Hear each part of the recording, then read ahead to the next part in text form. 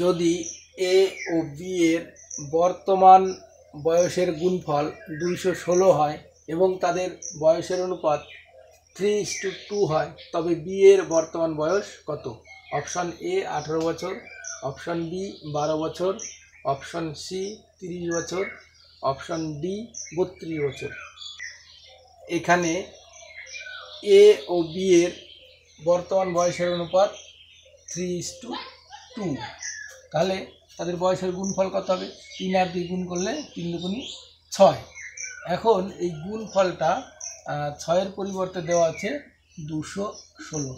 তাহলে আমরা যে কথা বলেছিলাম, এই যে 6 থেকে 216, এই 6-এর সঙ্গে এমন একটা রাশি দিয়ে গুণ করে 216 পাওয়া গেছে, যেটা হচ্ছে একটা স্কোয়ার টার্ম।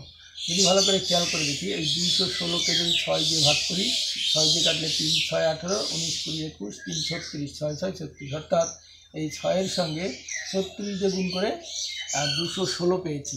এখন বলেছিলাম এই যত দিয়ে গুণ করলে 216 পাবো, সেইটা একটা অবশ্যই স্কোয়ার টার্ম হবে। তাহলে এটা 36 মানে হচ্ছে 6-এর স্কোয়ার।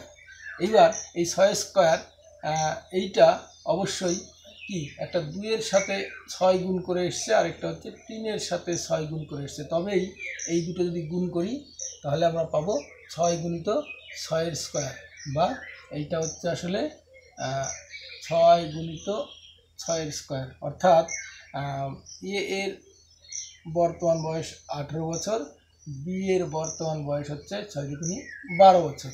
আমার চেয়েছে বি এর বর্তমান বয়স, তাহলে বি এর বর্তমান বয়স হবে 12 বছর, বা এখানে অপশন বি হবে আমাদের সঠিক উত্তর।